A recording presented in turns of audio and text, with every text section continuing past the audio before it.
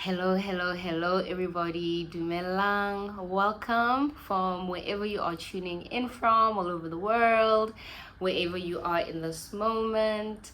Welcome back. I was on a bit of a break. I took some leave because burnout is not our portion. It is not cute, and we deserve a vacation now and again. But we are back, holding space again as a community, once a week alignment for ourselves, and just thinking out loud together, right? Before I get into today's conversation and topic, a little bit of admin on our side. So some of you may have seen that a few weeks ago we shot with guests in studio in South Africa. Those episodes are on the way. They are in edit. We're just making them just right for you. Thank you for your patience. Thank you for your engagement.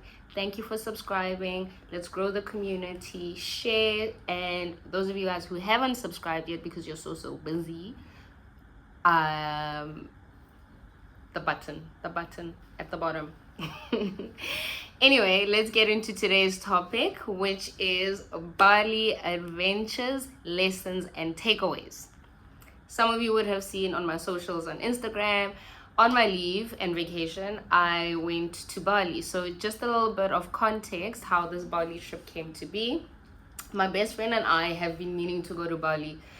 I think it's close to 4 years now. And that trip has just never left the WhatsApp group for many reasons. So at some point, Lesejo Tlabi posts on her Instagram socials that an agent has approached her to host a trip to Bali, girls trip, only girls allowed, people you don't know, or you could share. There were it was curated, there was a lot of options. So I saw this a few months ago and I thought, well, I've always wanted to go to Bali and I've always wanted to go with my best friend. She couldn't go for different reasons, personal reasons, and I decided to go. Now, the reason I want to talk about this as a topic is because that trip, became way more than I imagined it would be. And I think it's just something for us to think out loud about. So doing things that you ordinarily wouldn't do or that take you out of your comfort zone. For me, immediately putting myself in a space where I don't know anybody, I couldn't share the trip with anybody, nobody that I knew in my family or friends could or wanted to go, and then intentionally saying, I'm going to try this thing out. So today, maybe just thinking about what is that thing that you could do that takes you out of your comfort zone. I think sometimes we can get very stuck in what we know, our safety, our security, and there are times where that is great. There are times where that is helpful, but there are times where something about taking the courage or the bravery to jolt yourself out of your routine or what is safe for you comes with a lot of things. I think it comes with a lot of growth. I think you overcome fears. I personally am a bit of both. I'm a people's person, and then I'm very particular about people, places, and things. So to put myself in a position where you don't know what to expect, who will these ladies be? What personalities will come up in the trip? Will we align? Will we not? Will it be fun? And then going to a new country. I've never been to Indonesia. I've never been to the island of Bali. Not knowing what to expect, traveling alone. That is something that I found to be, it worked out. This time around, it worked out. What an amazing group of ladies. There were 13 of us, 14 including the host, not the host, the agent, Debbie. And immediately, so we all arrived in drips and drabs. A majority of us arrived on the same day. Then parts of the day later in the evening, the other ladies would arrive, and I think one more person arrived a day later. Immediately, the 5 to 6 ladies that I met, I know it sounds unbelievable, but there was an instant connection. And for me and my nervous system and my anxiety, that was already a good sign. It was, we had already started a WhatsApp group chat where closer to the time, I think a month or two closer to the trip, we were engaging on WhatsApp, sharing all sorts of information with each other. So you have like some sort of sense of what people are like, but even then you're still tiptoeing, right? Because you haven't met everybody personally. So you, like, everybody was on their best behavior, but you could tell that, okay, this is the kind of group that is sort of aligned. All of us were from South Africa, but a lot of us didn't live in South Africa. So of 13 of us, more than half of us were either in different countries. Yeah, so that already was interesting. So let's get to the adventures, right?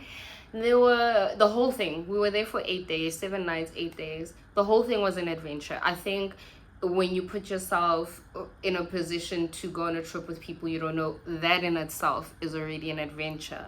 Like I said, just being in a foreign country, and for me it's an adventure because many people will be like, but you're already living in a foreign country, why would that even be a thing for you? Because majority of my time I've lived at home in South Africa, and majority of the time I've been traveling with people that I know, or a solo trip. Now that's a place of comfort and safety for me, because even on a solo trip I know me. I know what to expect of myself. I know where I've planned and curated where I'm going, where I'm not going. There's outside of not knowing what a solo trip will surprise you with, you aren't going to be surprised by yourself. I think this one was an adventure because there were so many variables. The whole thing was an unknown variable, right? And I think, reflecting back, outside of that being the only thing that would be new to try, I tried so many things. There were, me and the ladies, we spoke about how many of us were trying new things for the first time, not only together, but for the first time. So for example, one of my favorite activities was the cooking class. So we went on a cooking class on one of the days, and I've actually never been to a cooking class. So for me it was a new thing, a new adventure, but also then to try a cooking class in a foreign cuisine, in a foreign country, where the makeup of the food is different, the spices are different, the taste, the textures are different, the way to prepare the food was different. Like some of the food sauces, the way you'd prepare them wouldn't be the same way that I would normally prepare food at home. Now, just a little personal sharing, I can cook. I do cook, but I haven't cooked in a very long time, by choice. No time, no capacity. So this for me was one of those adventures. And for a lot of the ladies loved to cook, and for them were excited to learn a new cuisine. It's close to Christmas and family time, so a lot of them were very excited about, I'm gonna try this dish and that dish. Funny enough, for a picky eater like me, because I'm very specific about food, even South African food, I like what I like, I don't like what I like, and I'm very squeamish, is that the word? Where what food looks like, what it smells like. I'm very visual. Texture, if it's like slimy, or I can't, right? So for me it was a challenge to just push it a little bit and see how far I could go. To my surprise, Balinese food is amazing. And to my surprise, because like I said, I'm a picky eater, I tend to stay in the safety zone of food, even if it's food from home. So it's not amazing, be it from the cooking class to even when we went out. I tried a lot of Balinese or Indonesian cuisine. The flavoring is so good. The lady who taught us owns a cooking school and has been running that for many years, and she was so patient and kind and friendly. She made the experience so much fun that I didn't even get in my head about, oh my gosh, what is this gonna taste like, oh my gosh, this is a different way of cooking. And I found myself just naturally indulging in the experience and being excited about it. We taught them a lot about our South African culture and, in different ways. Oh, we do this. Oh, this is similar. A lot of the herbs or spices that we find back home, we were so intrigued by how they have it fresh. So, for example, one of the ladies was like, what is that leaf? Bay leaf. Is it a bay leaf? I think it's a bay leaf. They had it like fresh. Oftentimes in South Africa we have dry bay leaf or it's already crushed. So learning new things, seeing how things come together, and like I said, so I've also developed a tricky relationship with food. So this was one of the things that made me also evaluate things or habits that I've developed and questioning why. I've realized I have no capacity to cook in the way that my life has been set up in the past couple of years. But I also then realized there was a time where I enjoyed cooking, even when I was busy, and I had to think about what took me away from this activity. And I know, I'm not going to share it because it's a bit too personal, but it also made me realize, hey, it might be time to start letting go of certain things because you actually enjoy this activity. I like cooking. I like hosting. I do like hosting people. Some people might some people might think I'm lying. I like hosting in bits and pieces, right? So it ignited back that enjoyment for an activity that when it feels like my choice, when I feel like I have capacity, then I like to engage in. Another adventure, so the Bali swing, the typical thing that you would do as a tourist in Bali. We went in groups, once again, in smaller groups, but I also then got to spend time and overcome a fear. I have a fear of heights. I don't think it's a fear. I have a thing. I think I'm wary, I'm cautious of heights. I'm not afraid of heights. But I then experienced people who were afraid of heights, just observing them and seeing them overcome that. That was an adventure. But also what you don't see on the socials are how intimidating that swing is. You're literally being flung over like, oh, beautiful rice terraces and all of that.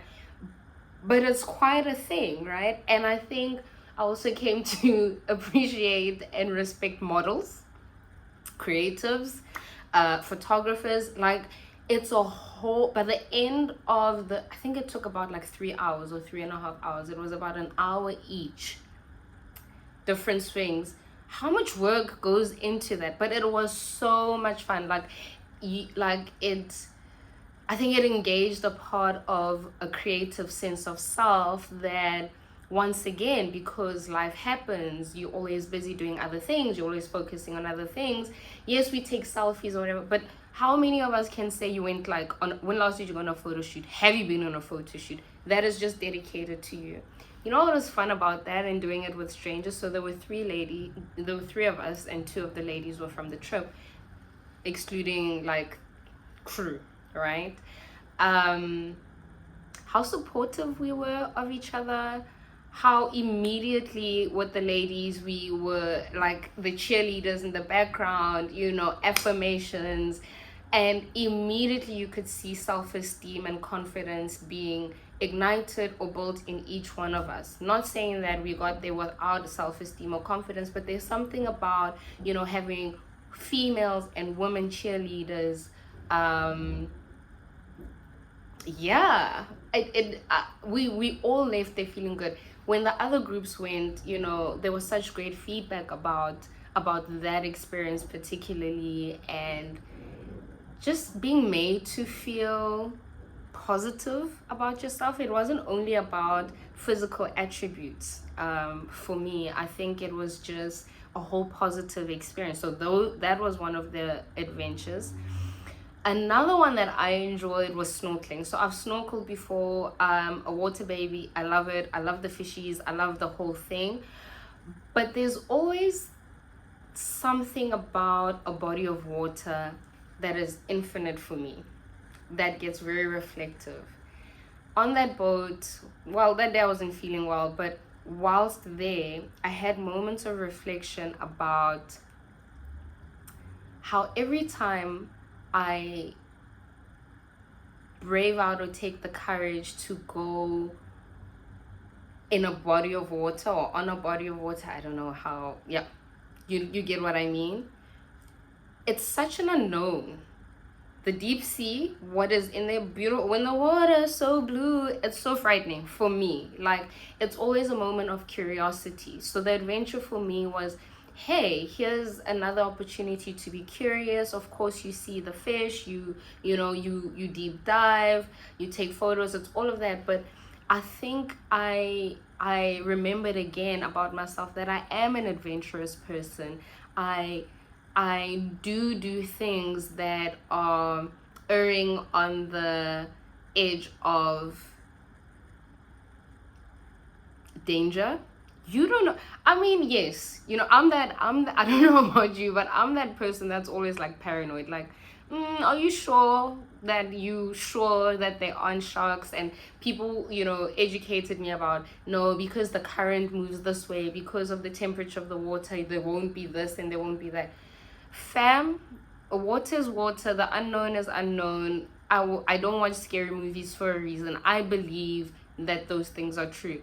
So I was very excited to once again take the leap of faith, being in deep waters, deep diving. And then, like, the most amazing thing happened. On our way back, we then saw dolphins. Like, this is where my English is going to test me. What is the term for multiple dolphins? I'm not even going to try. Tell me in the comments, or I'll Google it, but I'm not even going to try. But we saw so many dolphins. That was such a beautiful sight. Because I'm a spiritual person, I believe different creatures on earth represent different things. So for me, that was also like a very spiritual experience when that came at the end of the snorkeling, right? It would have been different if it came before, just simply because of what I associate things like that with.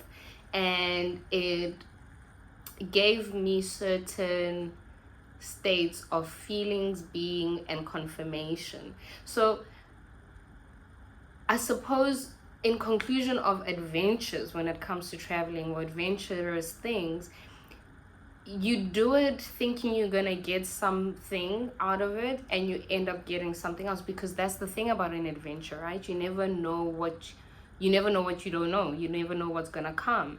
And because multiple things can be true at the same time, I'll always encourage us to be always doing it regardless of fearing, anxious, or scared. I mean, if there's a serious phobia, I mean, yes, there's a chat about doing it anyway and trying and pushing yourself. But I think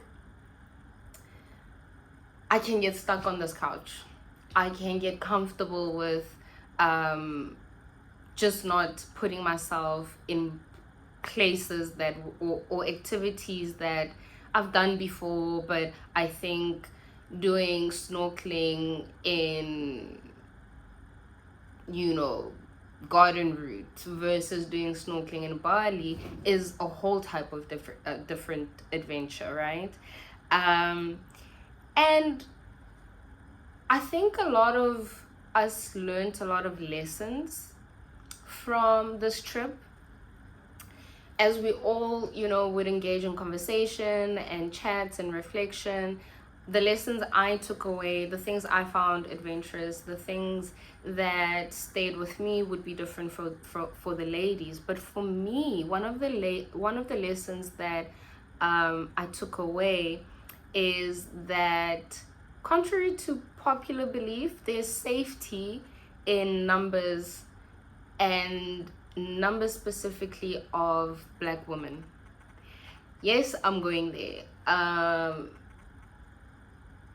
If you allow space and room for a little bit of controversy, I think as Black women, we're always depicted and experienced in very negative ways and negative connotations. So for example, every time we went somewhere, we definitely got like a look.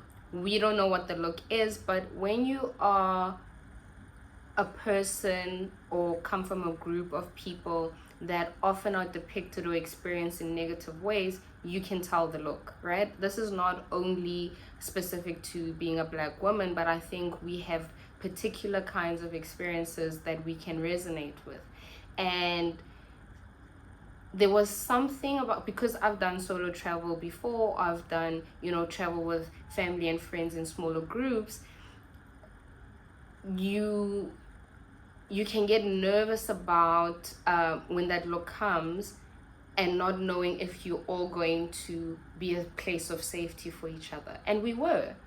I remember multiple times we would walk into places and you would get the look, or you would get the comment, and immediately we'd all give each other the look, or the okay, the energy you could feel. And that gave me and other women on the trip such a sense of safety.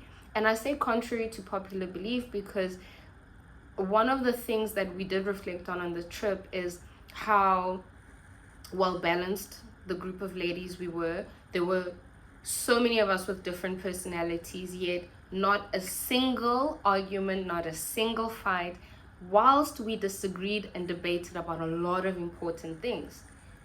Media streams often depict us mad, angry, black women don't get along, jealousy, envy. It feels like I'm overhyping this, but it's actually what we experienced. Like, I experienced the complete opposite. I didn't experience any cattiness.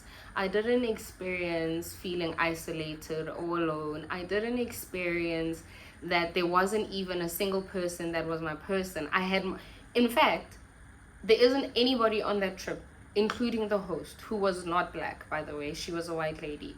That in moments I felt connected to all of them, right? There's no way that you're going to be best friends with 14 people or 13 people, but it was such a well-rounded group where the safety is that black women are thoughtful, we are kind, we are gentle, we are able to communicate our feelings, we are not aggressive, we hold space for one another, we can laugh, we can joke with one another, we know our limits, we know when to tease, when to not, we know when to hug, we know when to offer space, we know when we're not the person's person, we know when to refer to the person's person, we protect each other and guard each other. And that was such a, I think that was such a, what would be the description? Warming, but also such a not a reminder, because I didn't forget. I know this and I believe this about us, but it was such a, I don't know what the word is. It was overcoming. It was such a welcomed experience. And there was such a great sense of respect amongst one another. I'm still speaking to some of the ladies, that are connected to. I believe and feel that I've made long-term friends, some lifetime, but also the temporary connections. So respectful, so caring, so loving. One of the lessons, which is, I think, an ongoing lesson, a human lesson was how to manage group dynamics. And because people came open-minded, respectful, and correct, and with all these characteristics that naturally who we are, being thoughtful, kind, all of that stuff, managing group dynamics was so easy for us. We absolutely got frustrated. We absolutely got tired. 8 days with strangers is a long time. There were times where we needed space from one another, and you could tell when, like, I'm an introverted extrovert. I have moments where I'm like engaged, I'm out there, I'm there for the people, and then my social bundles run out. But I also am such a lover of my own personal space. You could tell, there were times where some of the ladies would be like, there you go, you are withdrawing, you're going into your shell, but in such a just I note you, I see you, it's okay, you go ahead, if you need me, I'm here. And you would also see, I'd pick up through, through other ladies, I'm like, frustration. Or you could tell, like, if you're stuck in a car for an hour and a half together, you're tired, you haven't slept because you had so much fun together the previous night, you're hot, there's mosquito bites, there's all of this, you're not on the same page of what activity you guys are committing to, because there's so much to do in that place. It's so beautiful, it's so amazing. Tensions are high, right? How we handle those moments of pressure, intensity, difference, please, it was 10 out of 10. I cannot fault anybody. Nobody blew their top. And you could say, yeah, because you'd be scared, you don't know the people. It wasn't that. It was testament to the fact that there are people out there who are mature. There are people out there who are thinkers before sayers and doers. There are people out there who are aligned with your energy and vibration. I think humanity and all that's happening in the world right now, we can forget that, we are functional human beings that have positive experiences. I think that for me was important, because with what's happening everywhere in the world, between us and amongst us, you can lose hope in humanity. Things like that can make you not go on trips like this or adventures like this, because you just like, new friends in adulthood. How many of us say that? I no new friends. No, you can make new friends, or you can have new experiences. It doesn't always have to be with the people that you are in connection with right now, right? And that also comes with knowing where you start and where you end. So me knowing that, okay, it's day 4, I can feel irritability, I can feel that I need even 30 minutes or an hour by myself, communicating that, or previously, before knowing certain things about yourself, you just lash out, or you just and then you find yourself saying or regretting and saying to yourself, I could have handled that better. I found that this group of ladies, a lot of us were very self-aware. Not a lot of us, all of us were quite self-aware when it came to what we needed from a group, what we needed from this group, and we communicated it. What we didn't need from this group, and we were able to communicate it. There was a lot of tolerance. I got lessons about how you tolerate people, and I don't mean that in a bad way, but like actual emotional regulation of tolerating things that bring you discomfort or impatience. How I learned how patient I am. I generally, it depends. It depends on the situation, but that actually showed me that you actually are quite a patient person. So one of the lessons I took is learning something new about myself, and how open-minded, or how being open-minded is such a helpful character trait to have. Be it me seeing it within myself or within other people. The fact that we are also open-minded is why, if I were to speak to any of those ladies and they were to give you feedback on the trip, we all left Bali saying, wow, this was a great idea. Wow, I'm taking away so much from this trip. People, places, things, lessons, adventures. This is why I called this adventures, lessons, and takeaways. There wasn't anybody who, and we all, you could see, like, we didn't all arrive with open minds to everything. It was such a gradual process for some of us, and you could see the shift from day 2 to day 3, and you could see the things that people were then going to find valuable in their character, in their personality, in their fears, in the way they connect with, interpersonal relationships, in the conversations about healing, the amount of healing that we all got on this trip, all through just being brave and courageous to be open-minded. And how we all didn't ruin each other's day. So Tabitha Brown, I love Tabitha Brown, and she has a saying of the, you know, all her engagements where she'll say, go have yourself a good day, but even if you can't, don't go ruining anybody else's day. That was a great tester for me and lesson for me, where I had to learn every day how not to ruin everybody's day. I felt sick on one of the days, and you know, when you're with your friends and when you're with your family, you can sometimes take a bit of a advantage and misbehave and ruin everybody's day because you know you can get away with it. Here, the lesson was practiced. I saw it with other ladies as well, where you could tell that, okay, this person is actively, consciously showing up as their best, even though they are not doing internally well in this moment. One of the other lessons is, or that I practice, is not to judge a book by its cover. All the cliches were BALI for me, because instantly, the more open-minded I let myself be, the more I discovered how amazing the next person I was sitting next to was.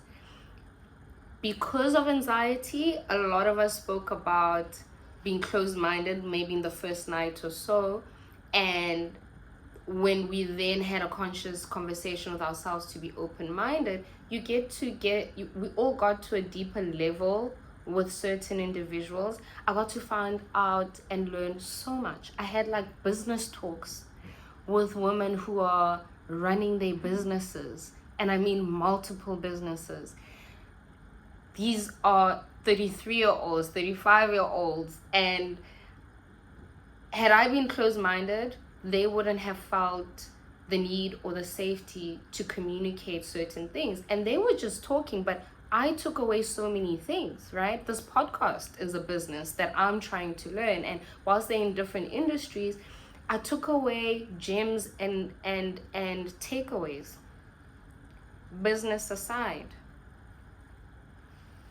there are things that you can grow in your own space by yourself, but a human experience and interpersonal relationships, the mirroring that I got for 8 days, the inspiration I got, where I got to engage with people whose level of integrity and character, whose life experiences either resonated and those that didn't, or that weren't similar to mine, taught me so much.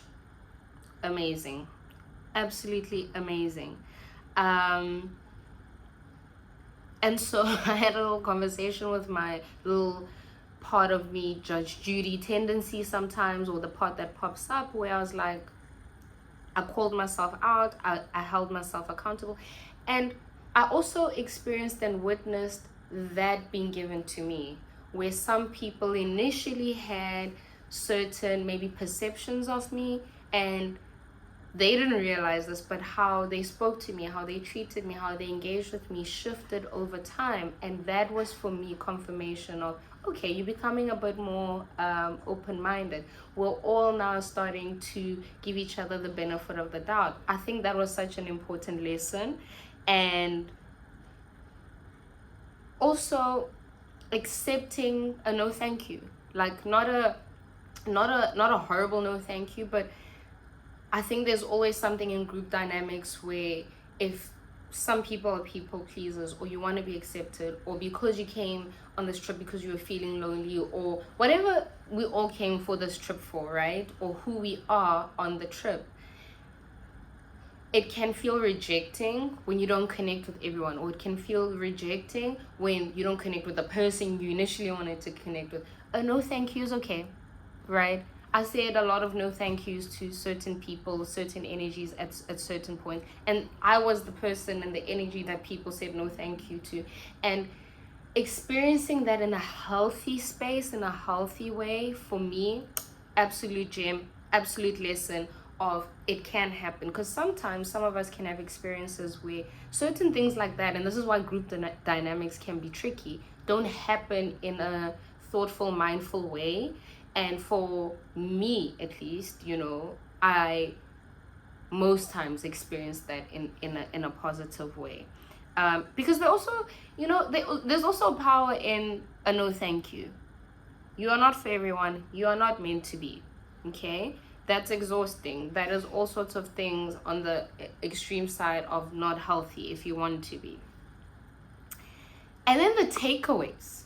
Okay, the takeaways. So one of the ladies said to me, and it was like the first night, actually, the first time they met me, they were like, you have very solid and strict boundaries. And initially I was like, I don't know if that's a good thing. That's probably why certain things go a certain way. But she then went to, explain further to say, well, it is a healthy and good thing, because it means that you don't allow yourself to entertain low-hanging fruit. I won't go into how we got into that conversation, but that was such an important reminder for me, because sometimes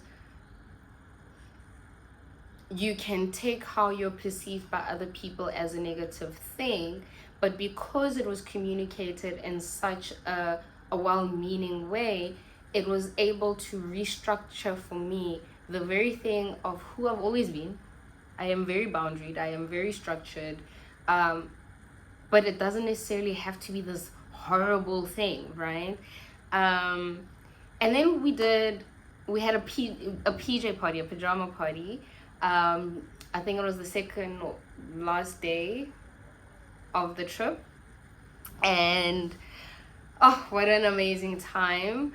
Our host Lesotho had an activity for us where we would write character traits or positive attributes or affirmations for each person, and then the person would gather them and we would all read them out loud. That exercise, that activity, oh my gosh, there isn't a single one of us, including our organizer of the trip, Debbie, who did not bawl, who did not cry. And it made me think, after the exercise, wow, life has done a number on us. It was such a great indication for me, one of my takeaways from that exercise, where life has done a number. And the reason we're all tearful, it wasn't like, oh, this is so nice to hear. It was, a lot of us felt, oh, I didn't know this about myself, or really, is this how other people experience me? And the things that were said about me are often the things that I was either teased about, bullied about, or rejected for. And to hear it in a positive light, that there are people and spaces that appreciate these elements about you, such a healing experience, such an affirming experience, and such a great add-on to the personal individual work that I was already doing on myself. For others, it was realizing in the moment how difficult it is for them to receive. A lot of the ladies, I noticed, they struggle to receive goodness, and I think all our individual reflections, and I'm sure they could add so much more, and so could I, but yeah, there is something about, and getting that from women, who look like you. It doesn't necessarily have to always be from women who look like you, but I keep emphasizing that, because I think for me, for some of the people on this trip, one of the places that life has done a number on us is how we've internalized people who look like us, how we've internalized womanhood, how we've internalized immigration, how we've internalized aloneness, togetherness, group dynamics. It was such a representation matters. It is what it is. I'm going to say it the way it is. Representation matters. For me, in this particular context, it was important, intense, appreciated, and landing that it came from Black women. And it came from Black women in my generation. The women on this trip aged from, we're all in our 30s. We're all in our 30s. And that was a thing. I think that was a thing for me. One of the other takeaways is me realizing how much I enjoy humans and how much I love being around people. The idea that I don't like people, because I used to say that a lot in my earlier years and maybe even now, the idea of being a bit of both, being an introverted extrovert, got me to realize that no, I do enjoy people. I do enjoy making friends. There is value in making friends in adulthood. There's value in long-term childhood friendships, but there's also something igniting and valuable in the friend that you didn't know you needed in your 30s, the friend that you didn't realize in 5 days you could have a soul connection. You know, there are women on this trip that soulmate,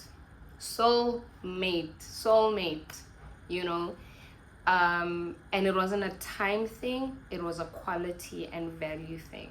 And it helped me take away that there was a season in your life where it was necessary to protect yourself in saying, I don't want new friends, I don't want female friends, I don't do good with female friends. And now that season is over, and actually taking away and realizing it's been over for a while, man. You know, yeah, you're here. You have long arrived. Another takeaway for me was noting and owning when my introverted side of me comes out, and what triggers it, or just be more mindful of it. But one of my friends on the trip, you know, as I withdrew, felt abandoned by me, and I didn't even realize it, right? Once again, a trigger kicked in. Whatever the trigger is for me made me behave in that way where I withdrew, and her feeling able to tell me, and me being able to have done the work to not be defensive, and it made me learn, or reminded me that you can be introverted, you can be extroverted, but you are still accountable in how you present those parts of you to somebody else. It gave me an opportunity to continue to practice how to apologize when you've hurt somebody. It gave me an opportunity to be gentle on myself, to say, it's okay, you're still learning, you're getting there. You're getting there quicker than you used to a year ago, 10 years ago, 5 years ago. And I think part of it for me was that I'm new at owning this introverted part of me, because a lot of the things that I do require me to be so extroverted, be it being a psychologist and meeting new people, putting myself out there to learn new things so that I can take it back into workshops, talks, and, you know, things that I do. Sometimes when I am extroverted and I am out with my friends and I am out there and I am on trips like this, you know, I've always felt, or people have also helped me lean more into one or the other, versus I'm actually both. I just need to be mindful when it is and what I do with it when it comes, right? That was important. I think there are people who've experienced me at different points in my life who probably have felt abandoned by me, and yeah, that's just not how I no longer want to show up currently in who I am now, you know. So that was a great takeaway for me. The trip in general made me take away and internalize in a positive way how others experience you versus how you think people experience you. And this is different from seeking validation and wanting to be validated by other outside people, versus I don't I'm not always conscious about the fact that how I'm experienced by others aligns with my intention of how I want to be experienced, right? So the activities that we did on this trip with the ladies was a barometer for me to say, hey, you've actually done the work. You are now starting to show up in the way that the work that you've been putting in through spirituality, through therapy, through, just reflection, through accountability, through apology, is change behavior, through this is who I am, this is how I desire to be, this is my true self, and it resonating with other people. So when I read those things out, I was actually very proud of myself. I was so happy and excited internally to be like, I'm glad that this is the theme of how people experience me. And that was important because you don't see yourself. You can only be mirrored by others. And so to have that mirror and it align with who I speak to myself about being, great takeaway. And my last takeaway was I am definitely going to continue to encourage myself and others to keep doing things that take you out of your comfort zone, because it stretches you, it grows you, and it accelerates the growth. It sounds crazy, exaggerated. Those 8 days accelerated processes that I've been dealing with for a long time in my life, be it months or years, or it was such a quick way to get to things that I've been trying to get to, or solidify things I've been trying to solidify. So yes, it's hard. Somebody in my TikTok comment said to me, you speaking about doing things easier said than done, because I posted a video about do the thing that you're scared to do the thing that has been on your mind and you've been afraid to do, and somebody said easier said than done. Yes, it is.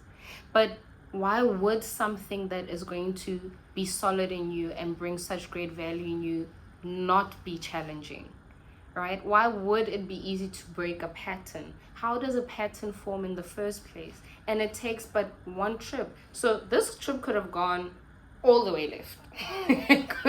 I could be sitting here telling you a different story, right? But you never know. You never know. Who's gonna know? They're gonna know. I'm so silly. It's time to end this episode.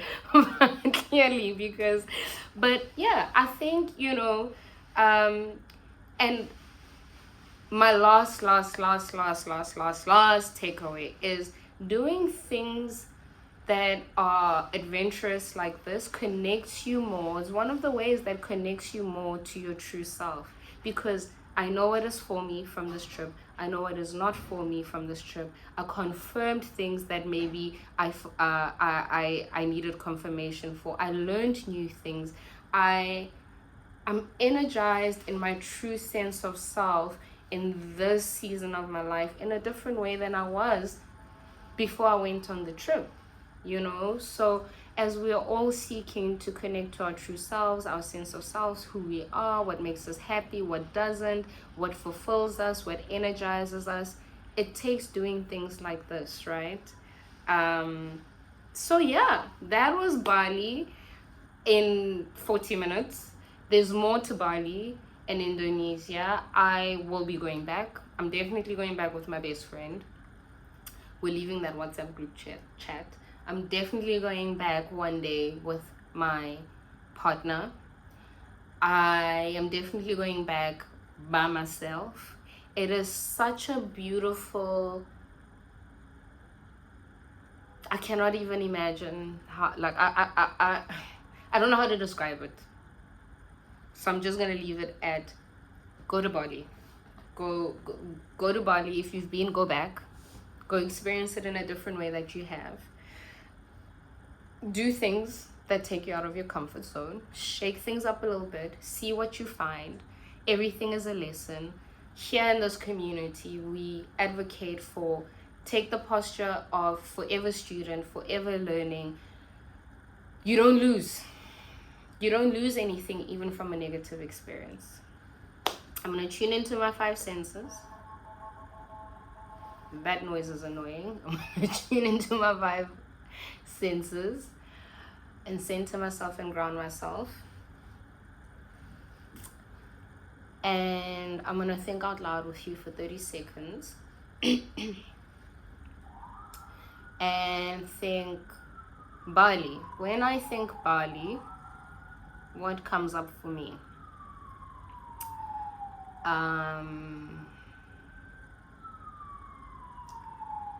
Serenity comes up for me. Blue water, blue clean water. Friendly community, very friendly community.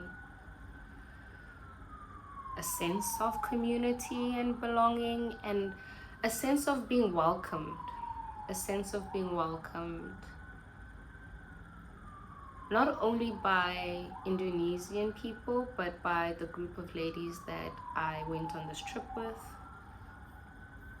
When I think Bali, I think go back, returning, excitement. I really do think adventures, lessons, and takeaways. I think spirituality. I think relaxation. Ooh, good food. Good food. And I think do it again. That's what comes up for me. Thank you for tuning in. Thank you for holding space for all of us together. I look forward to seeing you again soon.